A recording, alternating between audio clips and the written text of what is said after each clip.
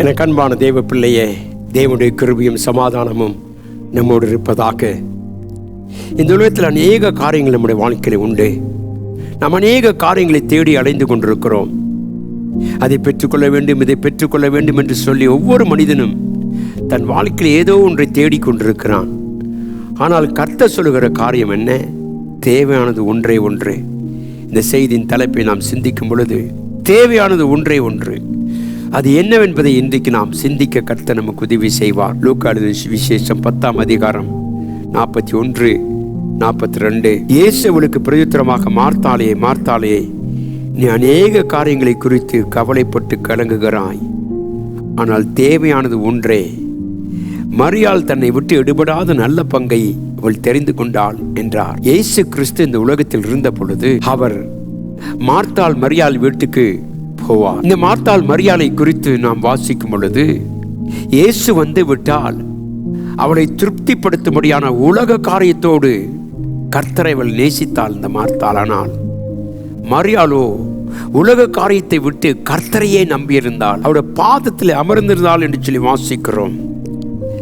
நம்மிடத்தில் அநேக விதத்திலே நம்முடைய வாழ்க்கையிலே ஆண்டவர் மீது அன்பு இருந்தாலும் கூட, அந்த அன்பிலே கூட நம்முடைய வாழ்க்கையிலே உண்மையான அன்பை நாம் இல்லாமல் உலகத்தோடு தான் நாம் தேடிக்கொண்டிருக்கிறோம்.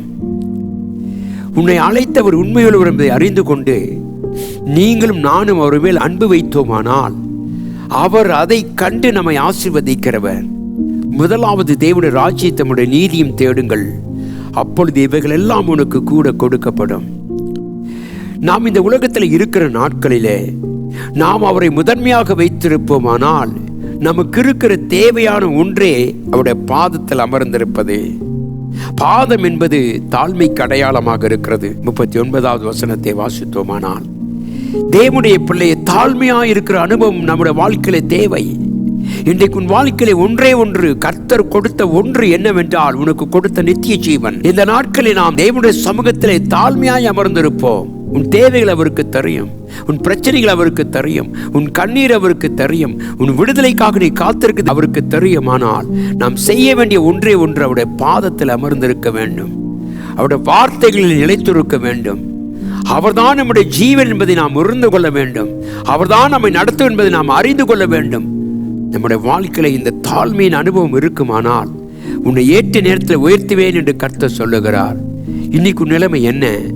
உனக்கு எது தேவையாக இருக்கிறது? உலகமா அல்லது உலகத்தின் பொருளா? இல்லை ஒருவேளை நம்முடைய வாழ்க்கையிலே காணப்படுகிற அழிந்து போகிற ஒரு மாயான ஒரு பொருளை நம்பி நாம் தேவனை விட்டிருக்கிறோமா?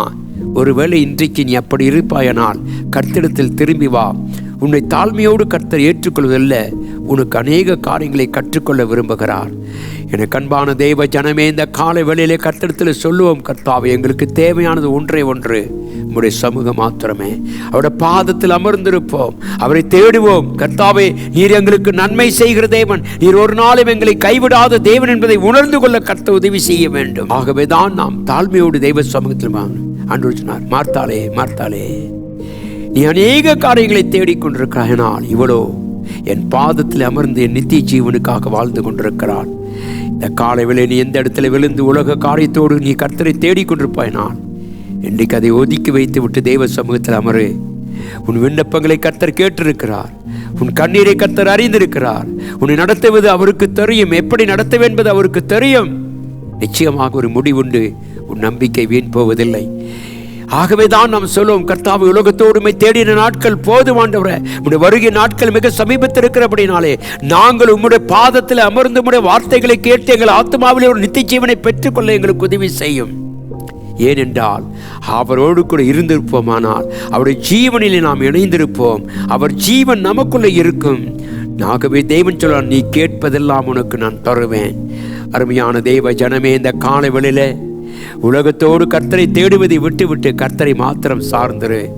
உலக காரியம் உனக்கு என்ன வேண்டும் என்பதை கர்த்தர் அறிந்து உலகத்தோடு நடத்துவார். பேதுரு எல்லாவற்றையும் இழந்து முழுவதும் மீன் பிடிக்க போய் அவன் ஒன்றுமே பிடிக்காமல் வந்து வெறுங்கையனாய் நின்ற பொழுது கர்த்தவனை அழைத்தார், பேதுருவே இதோ என்னோடு கூட வா, நான் உன்னை மீன் பிடிக்கிறனாய் அல்ல, உனக்கு நான் தேவைகளை சந்திப்பேன் என்று சொன்னார். அவனை அழைத்து கொண்டு போய் வெறும் படகை கர்த்தர் மீன்களால் நிறைத்த அந்த ஆண்டவர் இன்னும் மாறாதவர்.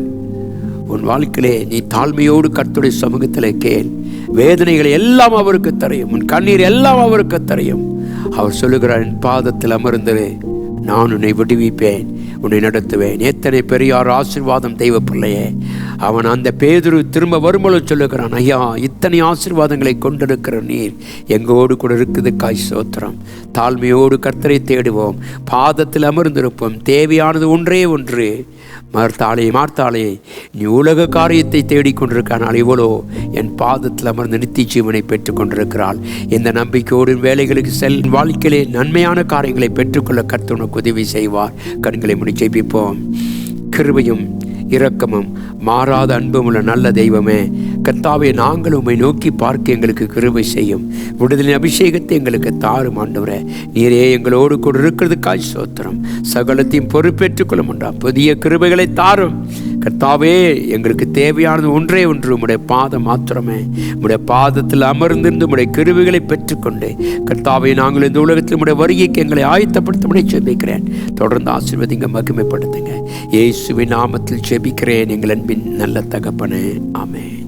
தேவன் தாமே உங்களோடு கொண்டு இந்த நாளிலே உங்கள் எல்லா தேவைகளையும் சந்திப்பாராக. ஆமென்.